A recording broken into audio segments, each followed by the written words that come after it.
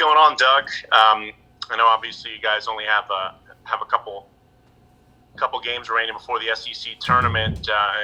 You've lost your last three. I guess what's kind of going to be the biggest thing that y'all have to do to kind of get back on track following those last three games?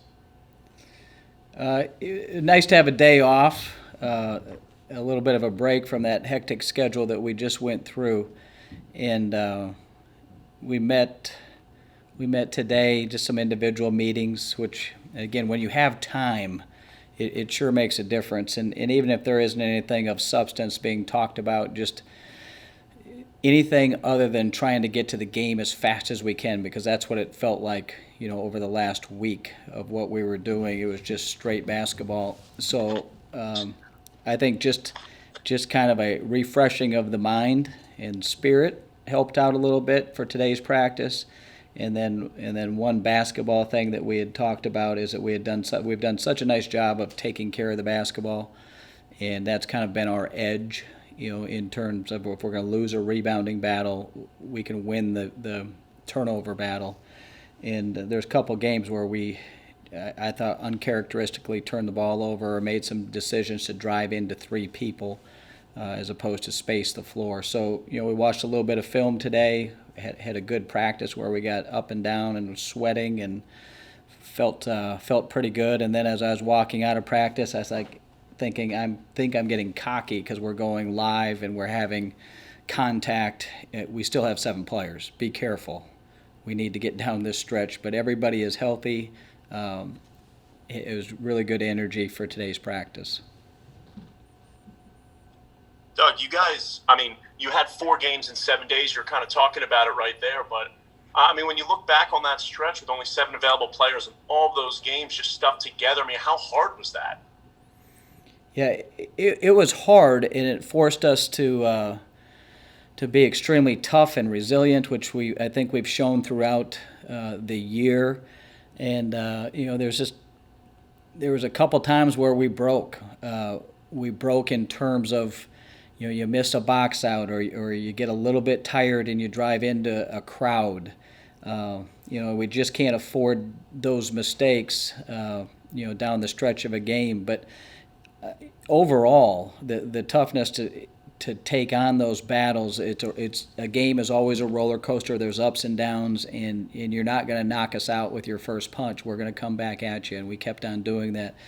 And then, you just keep playing the percentages like we've been doing, and our team's spirit is extremely high. We're focused on the things that we think are important, and eventually the score is going to take care of itself. Stefan, go ahead. Yeah, kind of, going off of that, you guys get into that tough stretch there and you lose the last 3 games. Did it make it a little bit more difficult, just that, you were consistently playing a game, taking a day off, playing a game? Like, is it nice to kind of just break that routine because, maybe it led to some tough stretches for you guys? Yeah, it definitely. And you have to be careful. I always try to be careful about, routines becoming rituals, becoming superstitious. And I think superstitious is crazy.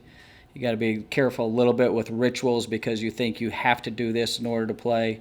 A routine is fine, but even if we had 4 straight days to practice, I don't necessarily want to run practice exactly the same, even though the same skill set needs to be worked on, just because you want to put them in a different order or keep things fresh, keep stretching them. But to break up that routine of game, practice, just for their bodies and their minds is a really healthy thing, because that was pretty tough, what they just went through. So, these next couple days for us will be telling. And today, like I said, today was a very good practice, very good focus and concentration, and good energy. It's almost like they got a little extra. I'm not saying they're dragging, but there was a little more pep to their step today. Yeah, hey, Stefan, hold on 1 second. Let me get one more added person in here really quick. You're good. All right, go ahead. Just when you look at, the guards that you have on your team, and I know, whether it be a coach wanting to play 2 guards or 3 guard set, and kind of the combinations of players you would normally want to send out there, What has it kind of been about this group that you can send 4 or 5 guards out there at a time, and they've all kind of learned to play together with each other on the court?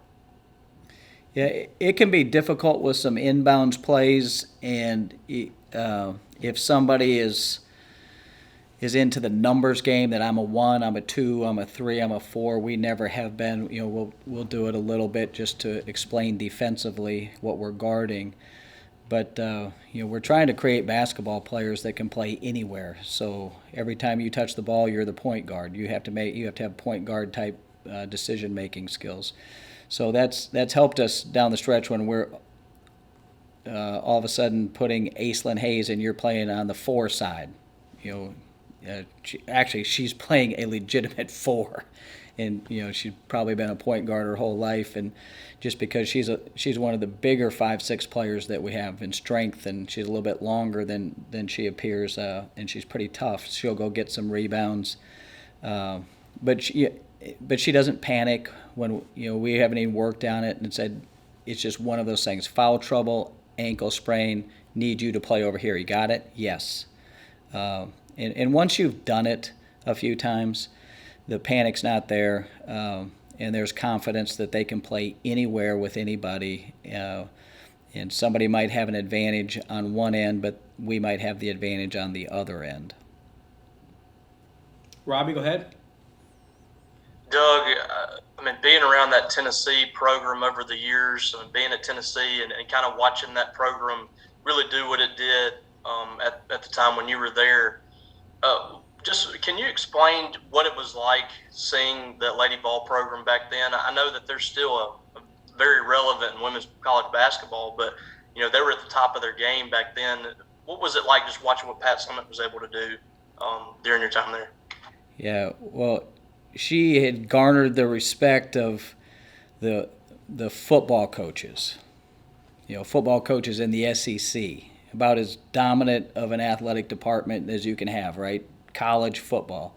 Well, all of those coaches respected Coach Summitt and the women's basketball program and the baseball coach, and right on down the line.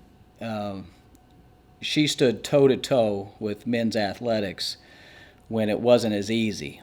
And then she always gave men credit. It wasn't a zero-sum game. Both programs could win. And she would always compliment Phil Fulmer and Johnny Majors and the football program for bringing in such money for the library, and it didn't take away for all the special things that the women's basketball program was doing. And so I think because of her approach, along with Joan Cronin, is that the whole school and I shouldn't even say school, the state of Tennessee just loved her. And it showed up through the girls' high school basketball games and throughout the student body with the kind of crowds that they could get. And they put out such a good product. They did it the right way. They were tough. They were smart.